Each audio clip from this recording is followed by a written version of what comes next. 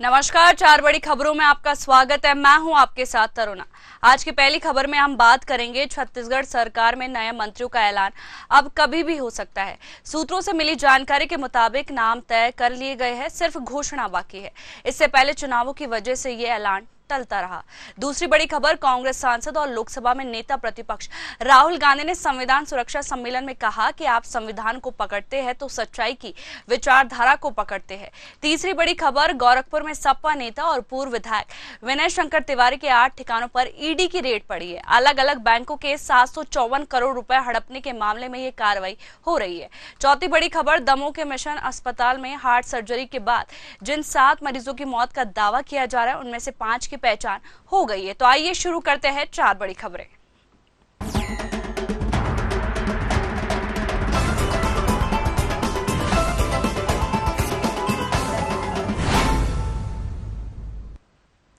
छत्तीसगढ़ सरकार में नए मंत्रियों का ऐलान अब कभी भी हो सकता है। सूत्रों से मिली जानकारी के मुताबिक नाम तय कर लिए गए, सिर्फ घोषणा बाकी है।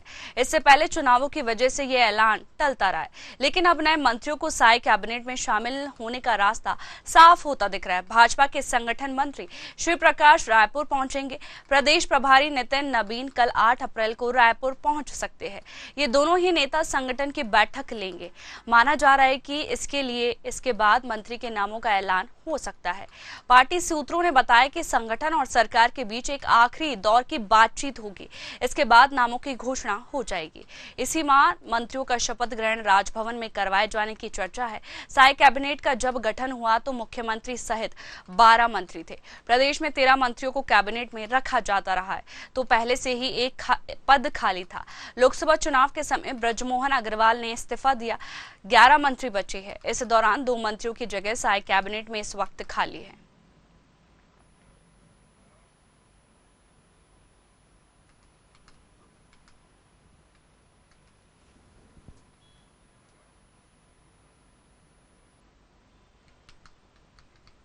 वहीं अगली खबर बता दें, दिल्ली से है, जहां कांग्रेस सांसद और लोकसभा में नेता प्रतिपक्ष राहुल गांधी ने संविधान सुरक्षा सम्मेलन में कहा कि आप संविधान को पकड़ते हैं तो सच्चाई की विचारधारा को पकड़ते हैं। लेकिन क्या इसमें सावरकर जी की विचारधारा है या नहीं, क्योंकि वो सच्चाई का सामना नहीं कर सके। यह बात मुझे कहनी होगी, भले ही किसी को बुरा लगे। उन्होंने कहा कि संदीप दीक्षित जो शीला जी के बेटे हैं, वो एक पॉडकास्ट बनाते हैं।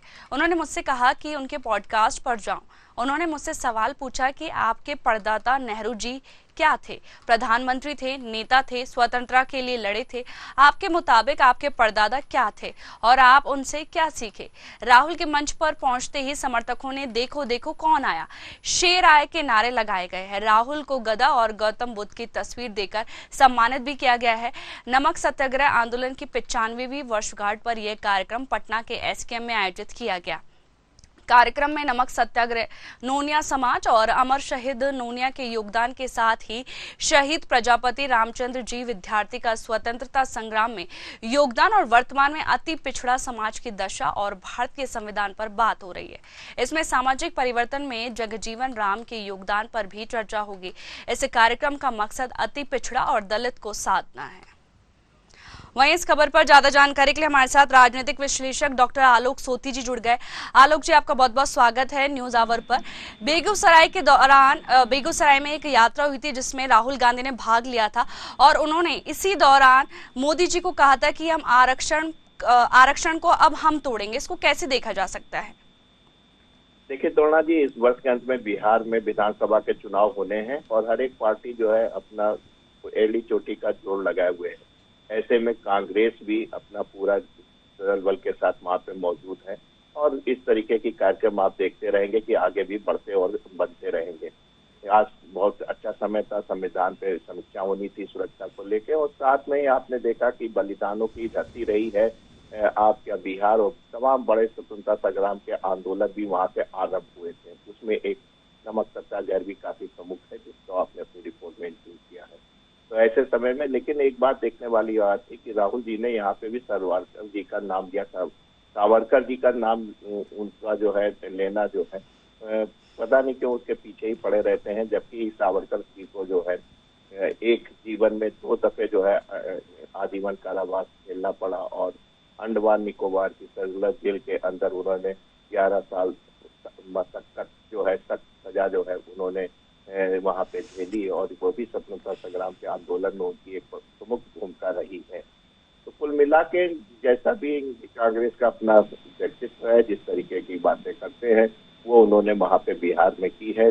जबकि धीरे धीरे आपने देखा था एक समय बिहार में बड़ा योगदान था कांग्रेस का, आज कांग्रेस के वहां पे कहीं अते पत्ते नहीं मिलते। जी, राहुल गांधी ने बेगूसराय में यात्रा के दौरान पलायन रोको और नौकरी दो की का जो यात्रा है वो सेट की गई थी कि जो इनकी यात्रा है वो कितनी सफलतापूर्ण होगी? देखिए, बिहार की हमेशा से ऐसी दुर्दशा होती आई है। वहाँ की जो कानून और व्यवस्था थी उसमें बहुत ज्यादा दिक्कत थी, जिसकी वजह से बिहार से पलायन होता रहा। और आपने देखा कि जिस तरीके का वो जंगल राज के लिए फेमस था। और दूसरी बात, जब से झारखंड का अलग हुआ तो उसके जो रिसोर्सेज थे, मिनरल रिसोर्सेज थे या जो मुख्य रिसोर्सेज थे जो बिहार की इकोनॉमिक में योगदान देते थे वो भी उनके समाप्त हो गए। तो बिहार जो है केंद्र के विशेष पैकेज पे ही आधारित रह गया है। बिहार में कानून व्यवस्था अच्छी न होने के कारण अभी भी आप देखते हैं कि कोई बड़ा इंडस्ट्री या कोई बड़ी इंडस्ट्री वहाँ पे नहीं आती है, जिसकी वजह से बिहार के जो युवा है उनको जो है बिहार से बाहर आके और राज्यों में जाके जो है अपनी जीविकोपार्जन के लिए जाना पड़ता है। और छोटी से लेके बड़ी तक की नौकरी बिहार के लोग वहाँ पे करते हैं। उसको वहाँ रोकना है तो जाहिर सी बात है पहले कानून व्यवस्था जैसे उत्तर प्रदेश में योगी आदित्यनाथ जी ने सुधारी है वैसे ही आपको सुधारना पड़ेगा। उद्योग इन्वेस्टर को लाना पड़ेगा, उद्योग धंधे लगाने पड़ेंगे, वहाँ की अपनी जो मानसिकता है उसको बदलना पड़ेगा, तब कहीं जाके आप बिहार से जो है पलायन को रोक पाएंगे। जी, बिहार की जो आर्थिक स्थिति है वो ठीक नहीं है, जितना विकास वहाँ पे होना चाहिए था वो अभी तक नहीं हो पाया है। देखिए तोड़ा जी, विकास की बात अलग होती है और जब तक वहाँ की जीडीपी लोगों के पास इतना पैसा ना हो कि वो अपना जीविकोपार्जन एक सामान्य व्यक्ति की तरह से कर ले, वो वहाँ संभव नहीं है। आपने देखा होगा कि जब भूमिदान हुआ था तो आंदोलन हुआ था, विनोबा भावे ने बिहार से ही किया था। वहाँ पे जो है जमींदारी की एक बड़ी प्रथा हुई थी और बिहार हमेशा से आपने देखा कि जो बाढ़ग्रस्त रहता है जिससे कि गरीब जो है उसकी दुर्दशा हमेशा होती, तो वहाँ पे बड़ा एक डिमार्केशन है डेमोग्राफी में, अमीर अमीर है, गरीब गरीब है। तो उस चीजों को कंट्रोल करना, उस चीजों को मिला के चलना वो बड़ा है। अभी तक वो डिफरेंस बना हुआ है, माफ कीजिएगा। हालांकि बहुत से ऐसे कार्यक्रम चालू किए गए हैं लेकिन फिर भी जो बिहार की दुर्दशा है वो अभी भी इतनी शोचनीय है कि वहां से पलायन करने के अलावा और कोई उनके पास विकल्प नहीं है। जी, राहुल गांधी जो है वो देश के पिछड़ा दलित समाज को भी साधना चाहते हैं और लगातार इस रैली में उन्होंने पलायन दो और नौकरी दो की भी स्लोगन दिया है। जी तरुणा जी, जो बिहार है सबसे ज्यादा जो अनुसूचित जनजाति के अगर भारतवर्ष में व्यक्ति हैं वो बिहार में ही है, इसीलिए उन्होंने दलितों को व्यक्तियों को जो है साधने की कोशिश की है। जो हमने अभी बताया बिहार की जो गरीबी है उसमें अति पिछड़ापन है, इन दो जातियों को उन्होंने अपने साथ मिलाने के लिए पूरी कोशिश की है। वहाँ पे और भी जो बहुत सी पॉलिटिकल पार्टी है वो भी यही काम कर रही हैं। तो कुल मिला के स्थिति ये है कि जो इनके वोटों पे कंट्रोल कर ले जाता है या जिनके पास ये वोट आ जाते हैं उसको वहाँ पे राज करने में बड़ी सुविधा हो जाती है। जी, तमाम जानकारी के लिए आपका बहुत बहुत शुक्रिया।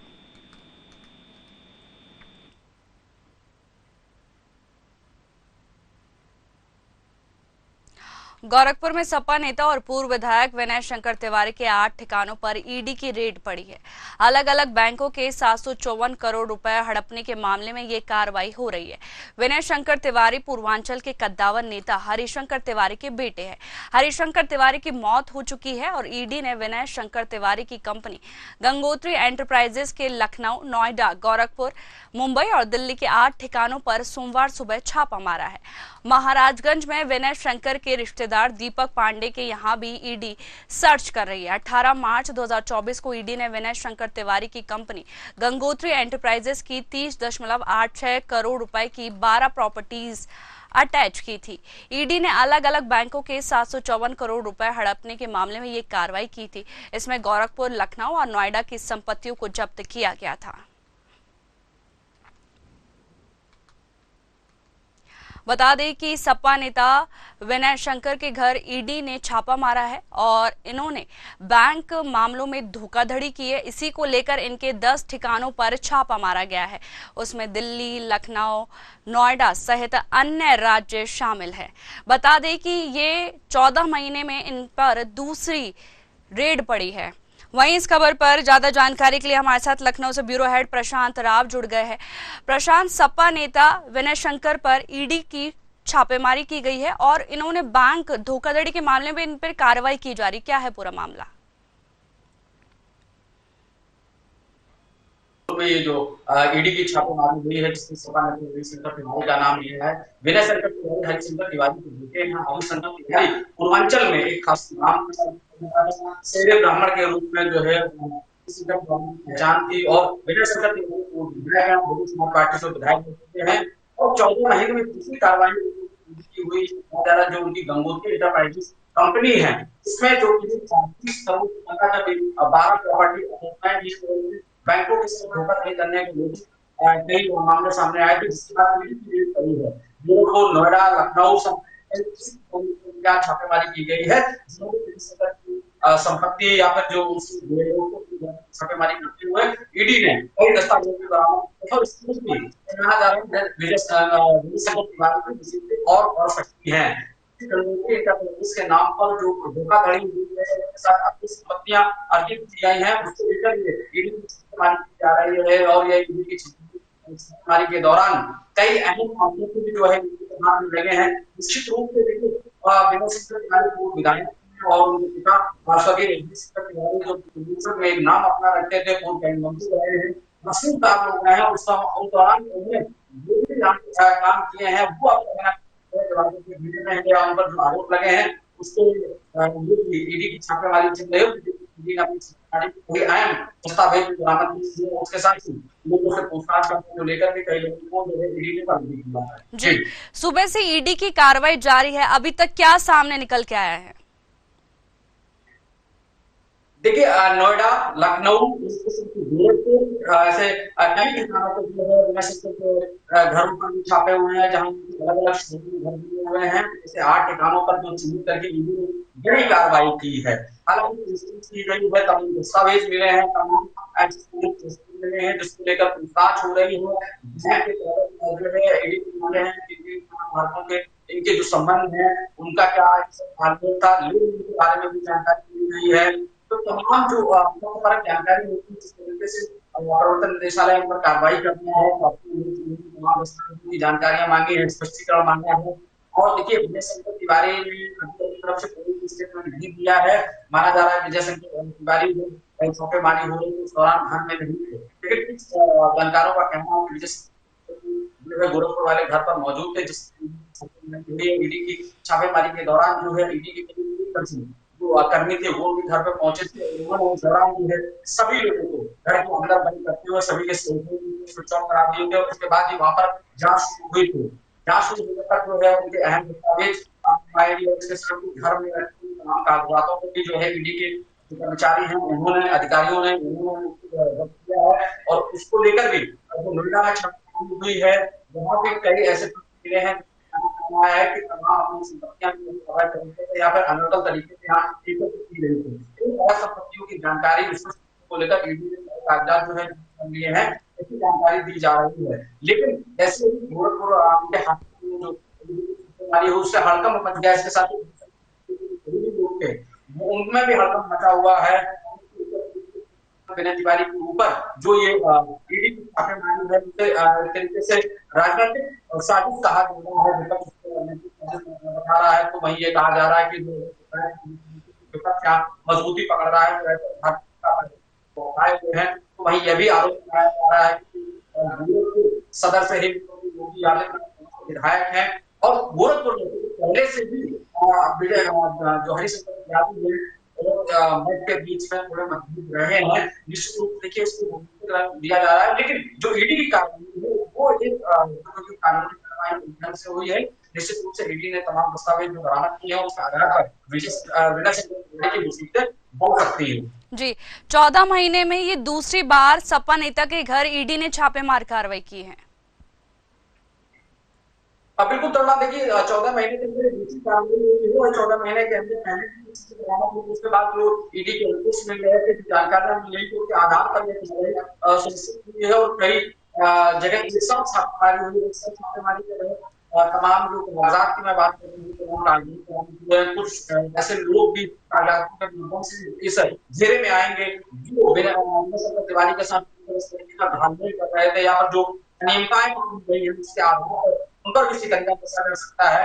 अब जब यहाँ चाहे लखनऊ हो, गोरखपुर हो, या फिर नोएडा हो, या जगह वहां पर जो भी लोग छापेमारी में स्थान पर मौजूद थे, सभी के सेलफोन जो है स्विच ऑफ करा दिए गए, तो उनकी खिड़की से तो कोई व्यक्ति कहीं बात नहीं कर पाया। तो तमाम ऐसे तथ्य हुए हैं और तथ्यों के आधार पर आगे कार्रवाई की जाएगी। जो विनय शंकर तिवारी है, जो 12 संपत्तियां गंगोत्री से अटैचमेंट है और उनको धोखाधड़ी करने जैसे या गलत करने जैसे जो आरोप लगे हैं, उसके साथ ही जो अपनी संपत्ति उन्होंने अर्जित की है, ये कहां से आई है, इसका तिवारी को जो है ईडी को देना पड़ेगा। से जो है उत्तर प्रस्तुत करेंगे। लेकिन है उस दौरान जो कागजात जो लोग संपर्क में मिले हैं उनके भी मुसीबतें हो सकती है। तो ऐसे आने वाले समय में कई और आएंगे तिवारी या उनके जो बहुत करीबी लोग हैं वो भी इस लाल घेरे में, यानी कि जो लाल घेरे फंसेंगे और अगर फंसेंगे तो निश्चित तौर से जरूर है जो आरोप लगाए हुए हैं उसको सत्यता भी हो सकती है। जी, अब देखना होगा कि जांच में आगे क्या सामने आता है। आप हमें अपडेट देते रहेगा। फिलहाल तमाम जानकारियों के लिए आपका बहुत बहुत शुक्रिया।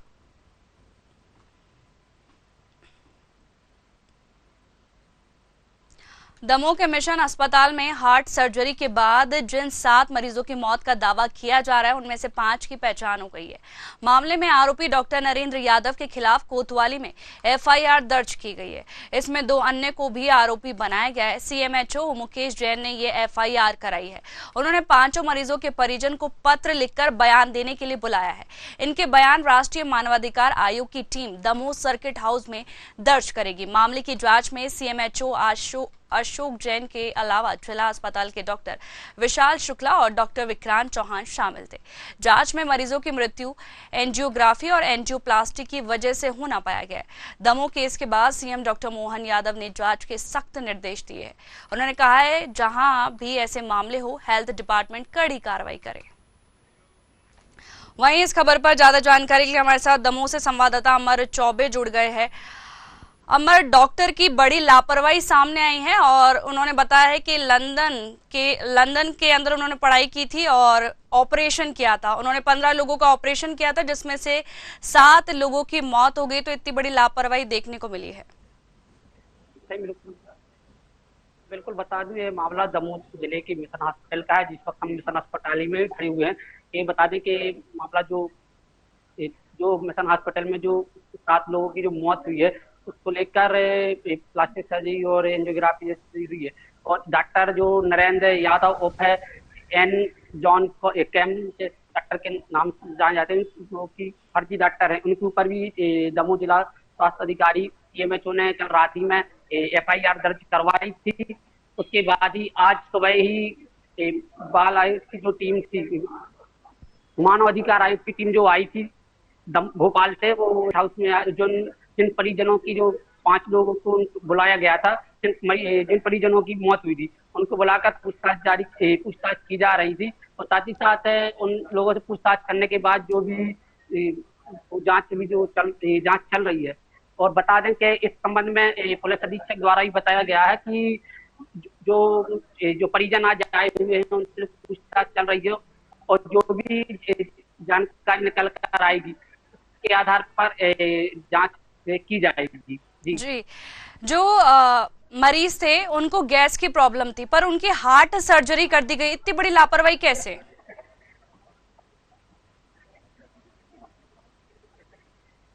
जी बिल्कुल, ये बताना चाहेंगे जो आज जो परिजन के साथ वाले हम लोग को मिले भी थे, उन्होंने बताया कि जो उनके दादाजी थे उनके लिए गैस की दिक्कत थी। लेकिन जो परिजन द्वारा बताया गया कि इनके द्वारा जो एंजियोग्राफी की गई थी तो उनको बताया गया था कि इनके लिए ब्लॉकेज है और इनका ऑपरेशन किया जाए। उसके बाद जो परिजन थे उन्हें यहाँ से अपने जबलपुर रेफर करवा लिया गया था, जिससे जबलपुर जो हॉस्पिटल में उनका इलाज हुआ उसमें कहीं भी ब्लॉकेज नहीं पाया गया।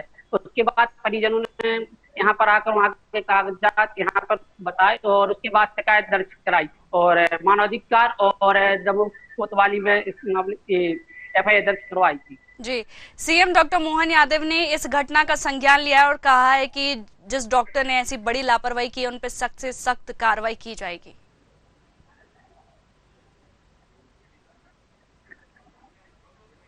तमाम जानकारी के लिए आपका बहुत बहुत शुक्रिया।